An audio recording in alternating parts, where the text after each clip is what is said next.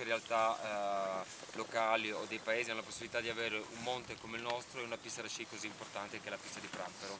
Questo collegamento è stato voluto con forza dal Consiglio di amministrazione che rappresento. Abbiamo fatto delle scelte importanti 2 anni fa circa, quando abbiamo iniziato l'iter di questo nuovo progetto e di questa nuova pista, sostenuta comunque dall'intera comunità, dall'amministrazione comunale, dagli albergatori, dai consorzi, da tutti, dai maestri di sci che oggi sono qui presenti, e ringrazio anche gli amici dello Zoncolan. Tutte le 2 scuole dello Zoncolan sono presenti, vuol dire che c'è unione nei progetti e nelle iniziative del Friuli Venezia Giulia. Questo deve essere un primo taglio di nastro per questa seggiovia, ma io spero in futuro di inaugurare presto la pista che porta a Valbruna, dal Misconca scende a Valbruna. Sullo Zoncolan, dato che ci sono con gli amici, approfitto, la pista del Tamai o qualcos'altro anche, la 4, la 3, la 2, la 5, sullo Zoncolan che è il polo sciistico è uno dei poli sciistici più importanti del Friuli Venezia Giulia. Anche lì il CDA ha un occhio di riguardo e vogliamo nel prossimo anno riuscire a portare a casa dei risultati importanti.